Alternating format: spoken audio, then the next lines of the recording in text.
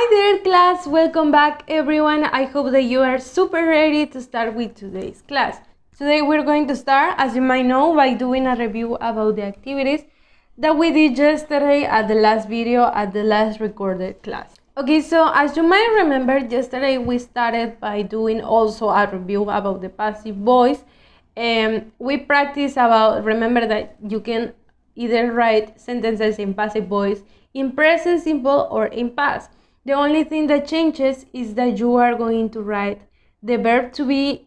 If it's in present, of course, the verb to be isn't going to be in present.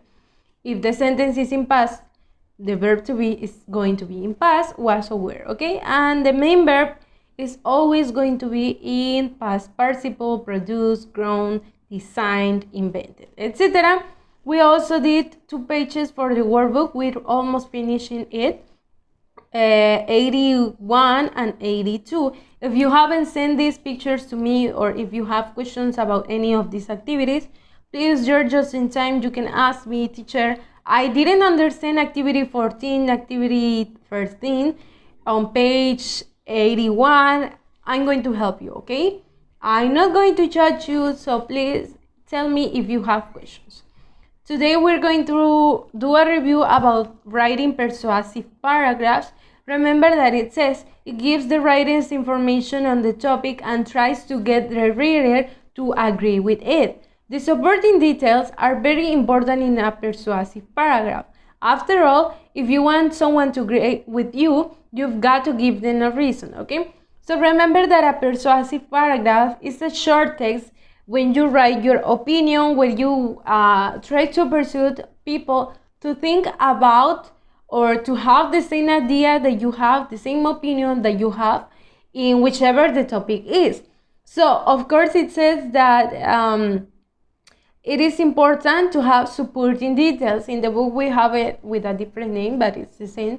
Because a supporting detail is like, for example, a reason for people to think, or why do you need people to think the same way that you do?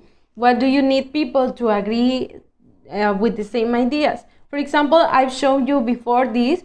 The main point, or my persuasive paragraph says, my main idea is that dolphins are very small animals. I want people to think the same way. I want people to think as I do, that animals are very smart animals. Dolphins are very smart animals.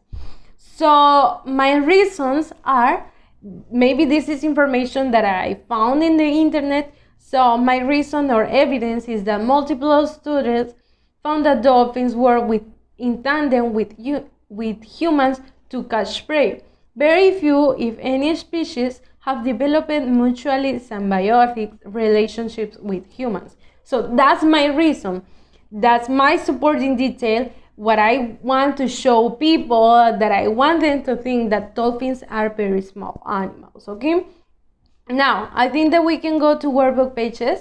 If it wasn't clear, don't worry about it. I'm going to make it clearer right now that we can do the workbook activities. First of all, we have a reading comprehension activity on page 83. We have it, activity 17. It says read and complete, then listen and check. We have machine, school, problem, useful, invent.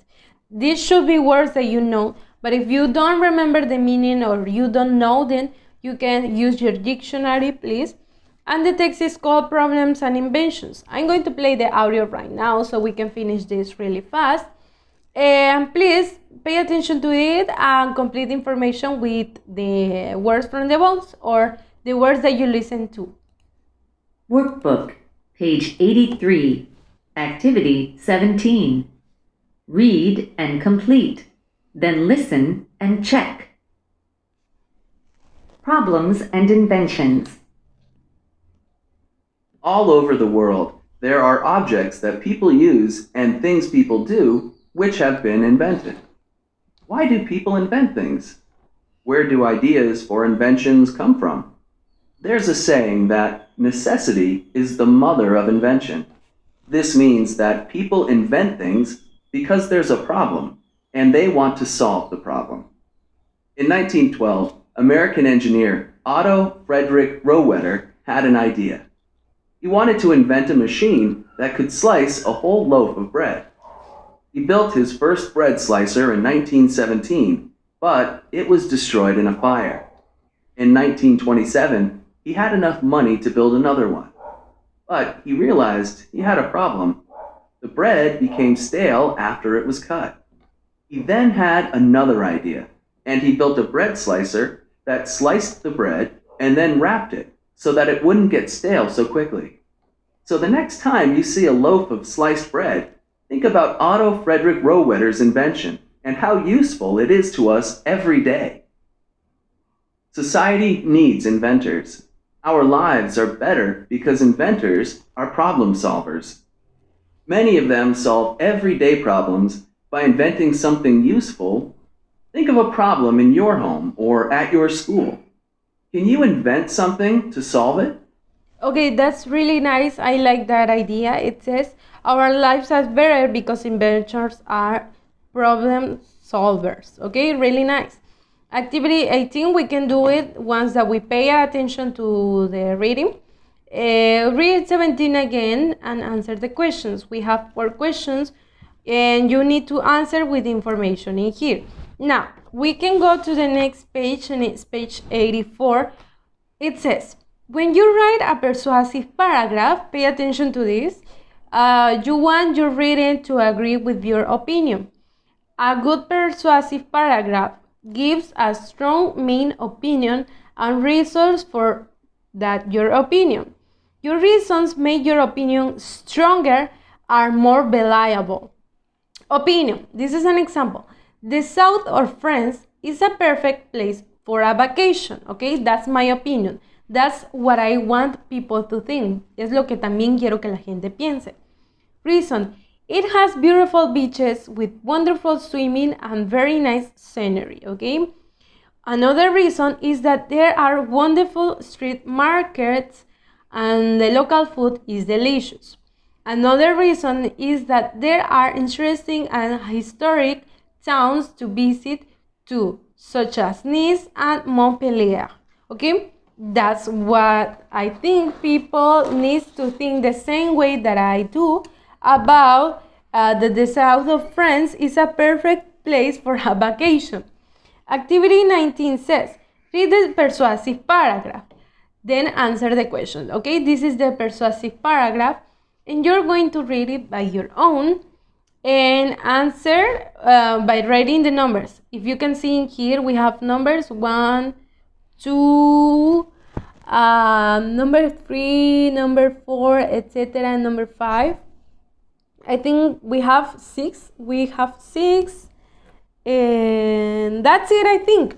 Okay, so once that you read this, you need to match with the sentences. For example, sentence number 1. Cape Town is famous all over the world because it's a wonderful vacation destination. It's located at the tip of Africa in South Africa, okay? That's number 1. Then we have number 2, you won't be bored, etc., etc., okay? So you're going to match with the phrases. For example, which sentence is the main opinion? Okay, the main opinion I think is number 1. Number 2, how many reasons are given in that opinion? ¿Cuántas? Aquí ya no vamos a poner qué oración es. I will say 5, 7, etc. Okay? Number 3, which sentences are the reasons? It will be sentence number 5, sentence number 6 is an example, okay? Number 4, do you want to go there? Why not? Okay? You can choose one of these sentences to answer, okay? Activity 20, think of a nice vacation spot. Complete the chart with your own ideas. Okay, the name of the vacation spot. For example, it will be Canada, okay? Give your opinion. I think it's a beautiful place because it has a beautiful and the biggest river, for example. Give a reason. What other reasons I can give you? It's a safe place. It has beautiful sightseeing.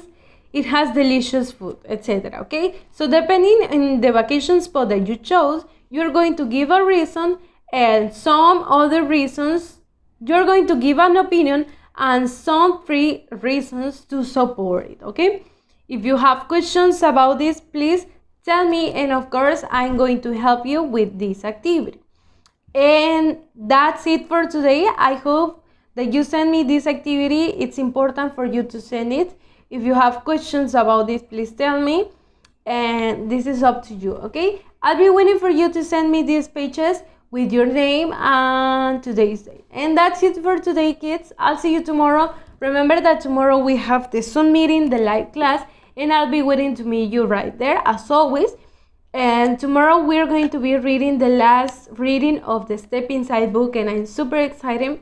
Please try not to miss it, and if you are not going to be able to be there, please tell me. I'll see you tomorrow. Be on time so we can do more activities when we finish the book. I'll see you there. Have a nice and beautiful day. Bye!